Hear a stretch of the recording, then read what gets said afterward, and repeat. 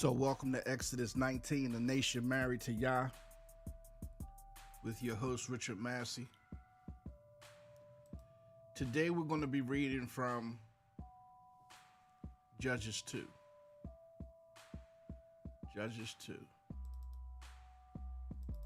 Today we're going to pick on the younger generation a little bit. That's why I think that this chapter is going to explain a little bit about the younger generation and the additional fight that we're going to have in keeping Yahweh relevant in this day and time.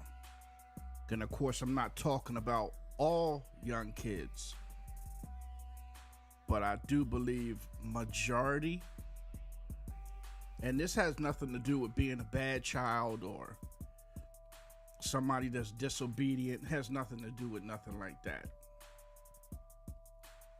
It's just talking about younger children in particular, the younger generation and how they differ and how they think different, more different than the older generation. Even if something is working, usually the younger generation is going to make you feel irrelevant because you're older.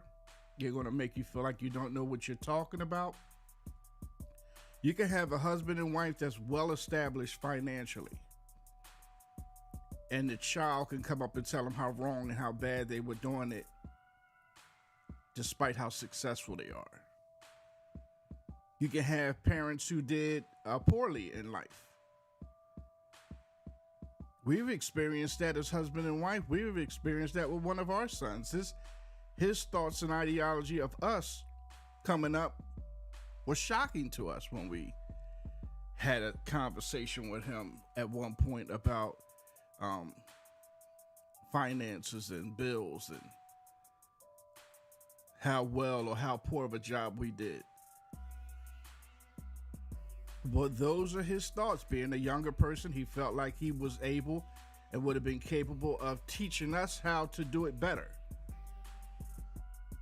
And I forgot to say, I pray that whatever that you guys are having a blessed Sabbath, and I pray that also that whatever you and your family are going through, that Yah gives you the strength to go through it. So please get your Bibles and open it up to Judges 2. Let's talk about Judges 2 a little bit. And see if we can come to the same understanding. See if you see what I see. I wish that it was a way that you can tell me what you see when we're done. But get your Bibles and open it up to Judges 2, and let's read it together. All right, but first of all, we're going to go to 2 Chronicles 7:14. 2 Chronicles 7:14. It says, "If my people, which are called by my name, shall humble themselves and pray, and seek my face and turn from their wicked ways, then I will hear from heaven, and I will forgive their sin, and I will heal their land." From there, we go to Matthew 6:33.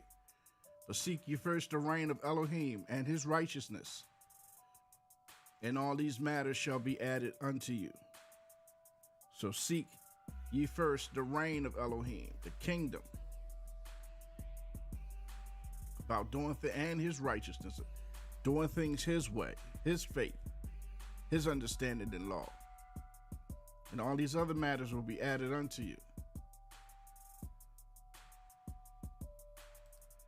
Judges 2. Judges 2, I believe also is, I can't do this thing every time I mess up, and you over here, you don't see what I'm pointing at. The sins of Yehuda again. The sins of Yehuda brings out the act of Yahweh, which brings affliction, judgment, chastisement, and depending on how full our cup of iniquity is, we get sometime destroyed. But we're going to add some of the younger generations into this chapter to help us get some of the chastisement and affliction that we're going to get. Judges 2, and in my notes I have chapter 1 shows you all the tribes that didn't force out the Canaanites out of their land because they had their own ideas. Because in chapter 1, Judges 1, they were told to get rid of the other tribes that were already possessing the land. They were told to get rid of them, and they decided not to, right?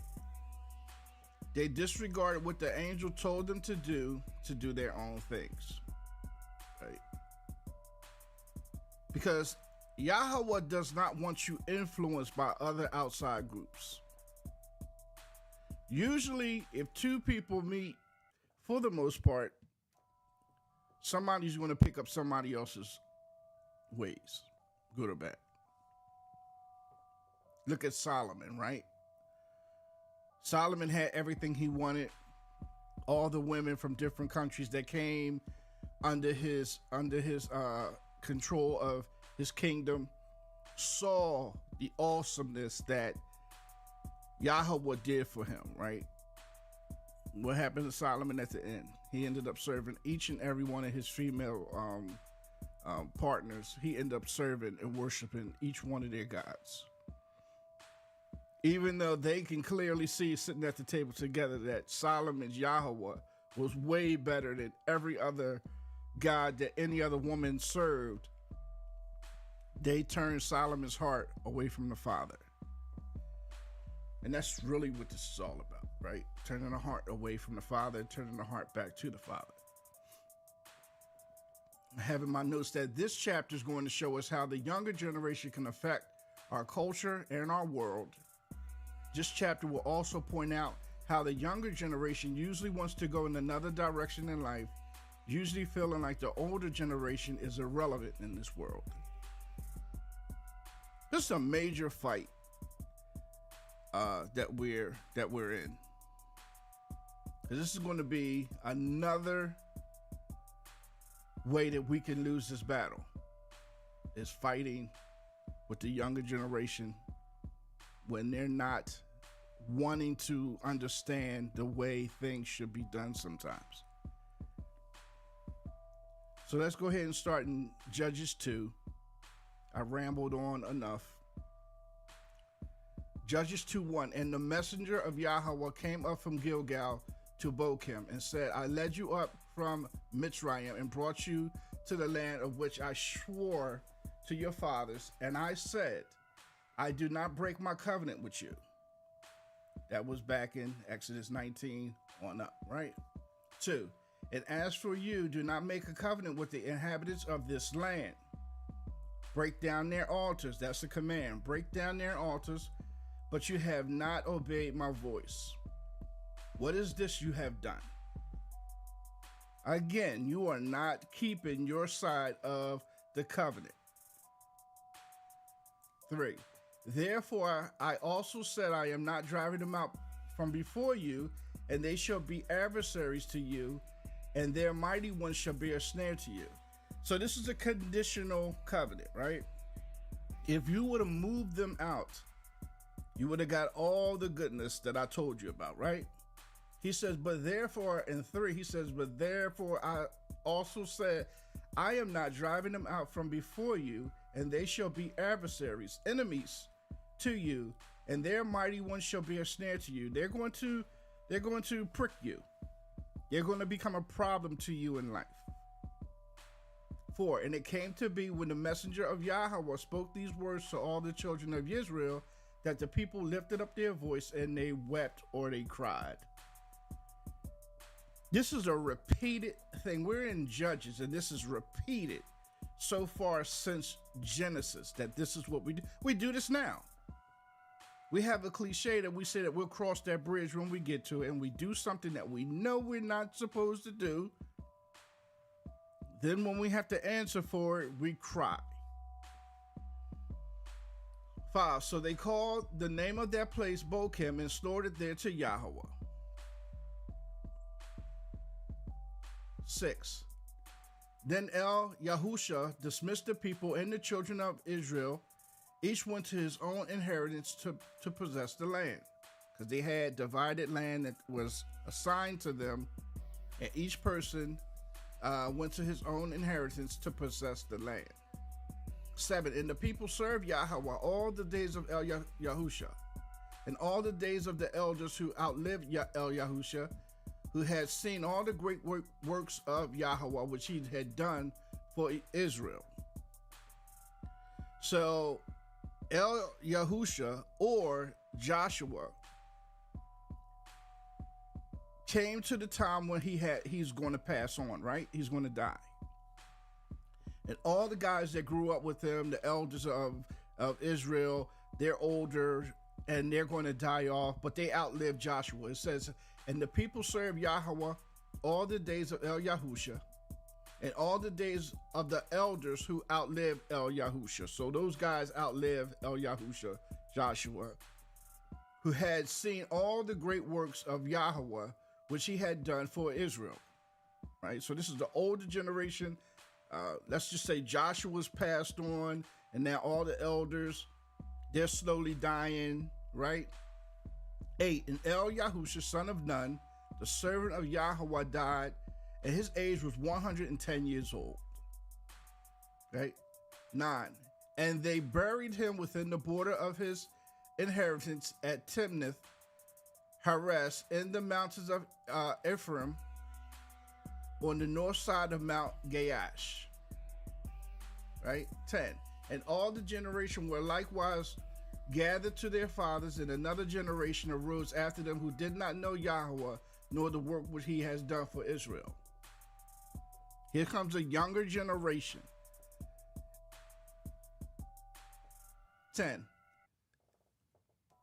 and all that generation that were likewise gathered to their fathers, Joshua, all the older people, they were likewise gathered to their fathers, and another generation arose after them who did not know Yahweh, nor the work which he had done for Israel. Do you think that there was no conversation between Yahusha, the elders, the older generation? Do you think that they never talked to the younger generation about all the miraculous works of Yahweh? Because even in Numbers, Deuteronomy, and Exodus, it was always told to explain, if the younger generation was to ask you, why do we do this? We do this because X, Y, Z, right? So they had conversations with the younger generation. The younger generation just didn't buy into it. That's my belief.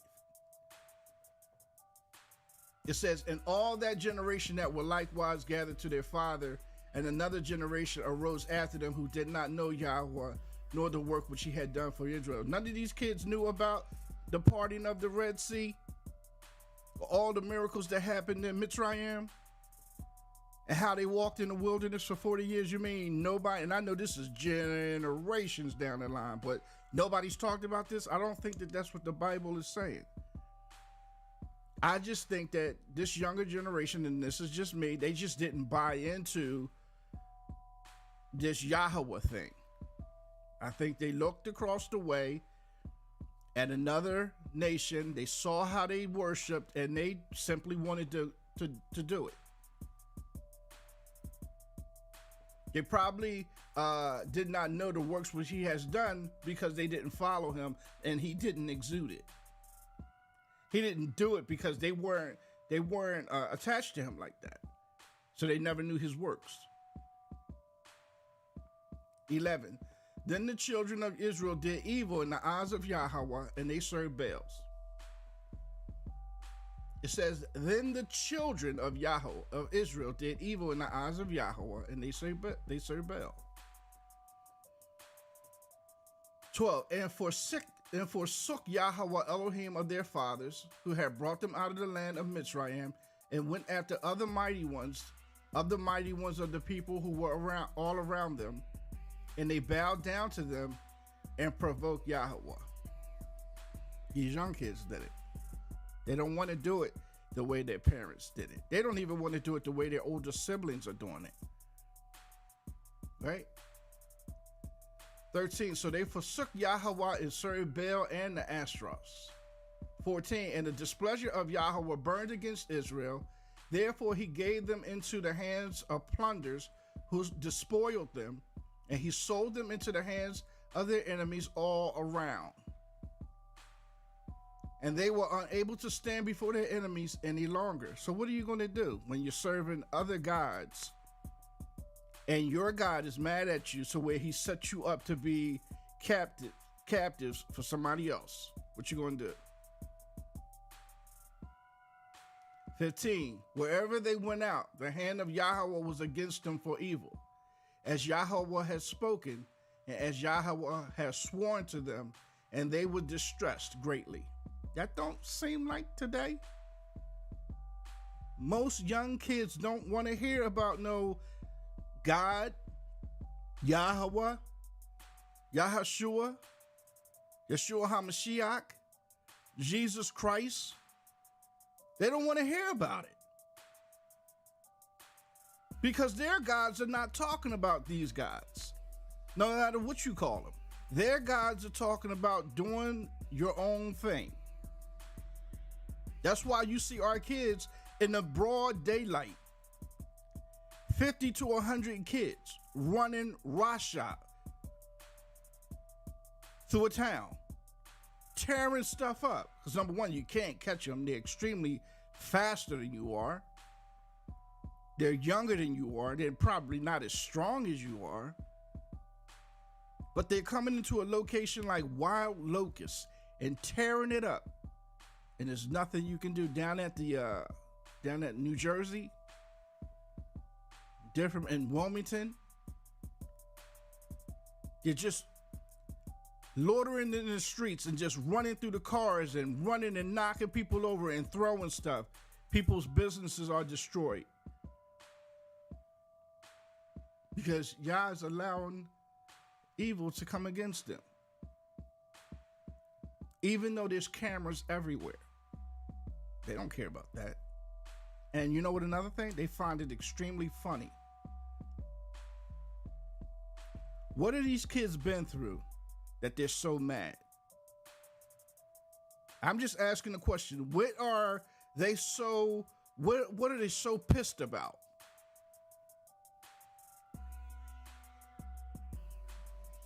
"15, wherever they went out, the hand of Yahweh was against them for evil, as Yahweh has spoken, and as Yahweh has sworn to them, and they were distressed greatly." 16, then Yahweh raised up rulers who saved them from the hand of those who plundered them. Now we're going to get a judge. What is the judge going to do? He's going to judge and teach and direct and show.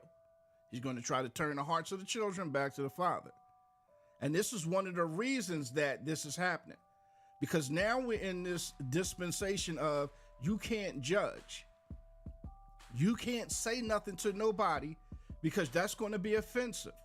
So rather than you being offensive, let them do what they do. And you know what you're doing? You're letting that leaven that you were supposed to take out before it spoiled the whole loaf, that leaven is now in every slice. And it's almost to where you can't even eat the bread anymore. It's so spoiled. We're so far behind the 8 ball spiritually, it's not even funny. Because the kids are so angry now and disappointed that we brought them here. And even in our government and politicians and stuff, telling our kids to drop the guns and come and get a 9 to 5 and let us overtax you and let us overwork you like we did your parents. You don't think the children see that? So it's not all their fault. Because even the politicians in the government, they're not even doing what Yahweh has said. They're spewing out their own ideology and theory of life to benefit them, and it's hurting their parents, and children see the fact that their parents are being hurt. You think they want to go that route? And these are educated adults who ran for office and won and don't have a clue.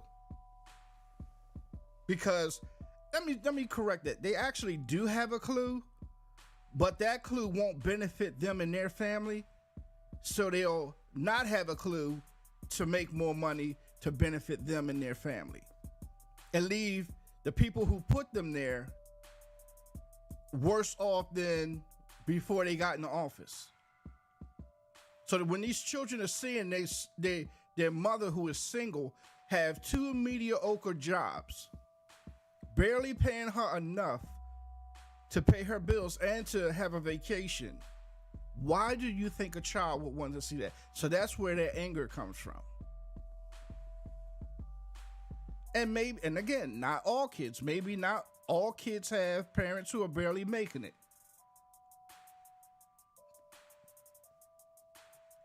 Well, I stop at 18?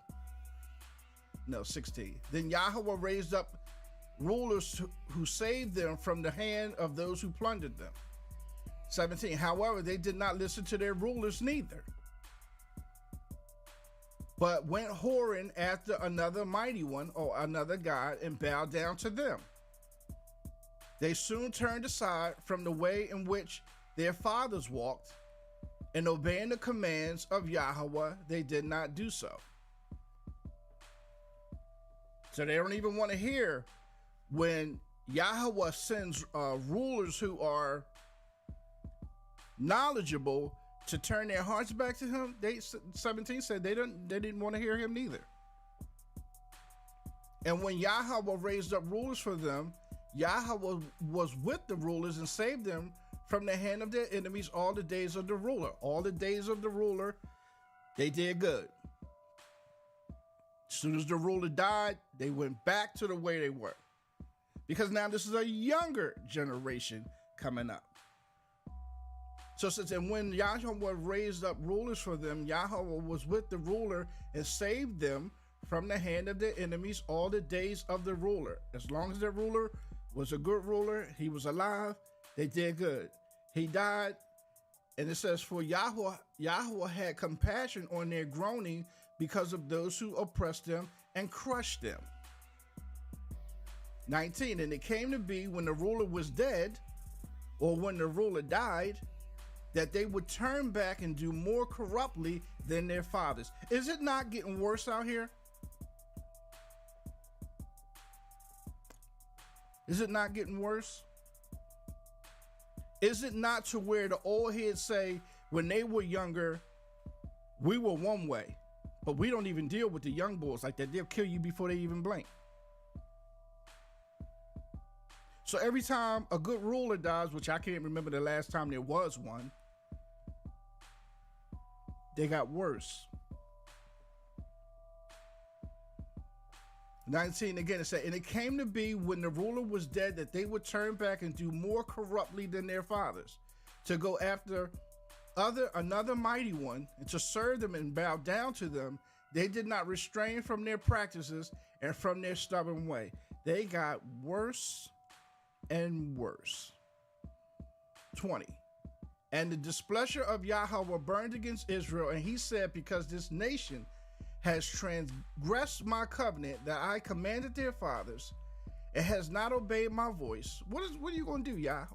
Because they did that, what are you going to do? 21.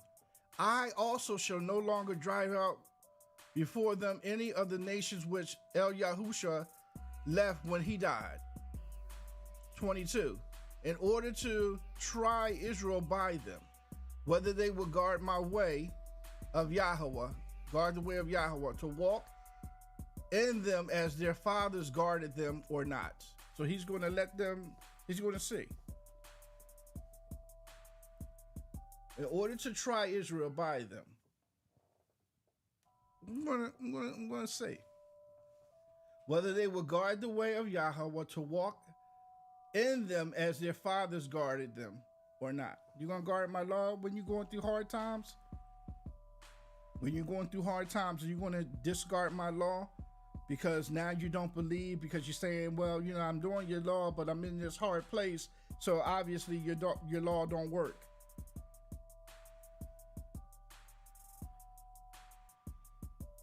(23) So Yahweh left those nations without driving them out at once, and did not give them into the hand of Yahusha.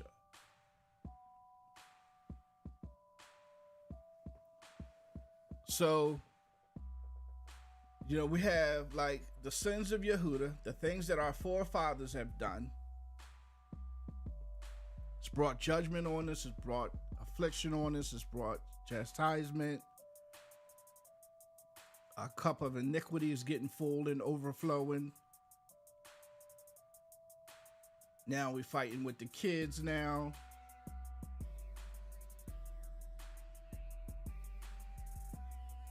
Man, oh man. I just hope that, well, I talked enough. So I think that this chapter just pointed out the differences between the ideology of our kids versus the older generation and the younger generation, and there's one more weight to put on us to completely outbalance and make the scales uneven. So, when you read this chapter, I wish there was a way that you can let me know what you think. Do you agree with what we read as far as, what I think? Just a conversation.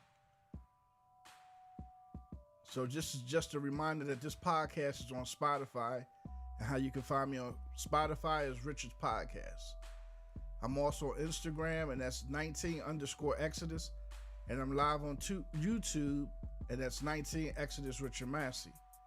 And I'm also on TikTok, and you can find me on TikTok at Exodus 19. So don't forget to like my page and to share my page where it applies. And don't forget to hit the notification button.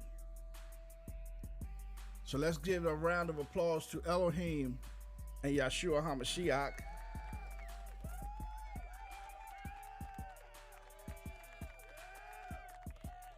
Because they are worthy to be praised from the rising of the sun to the going down of the same. And I want to give a special shout out to Mr. Richard Turner for my background music.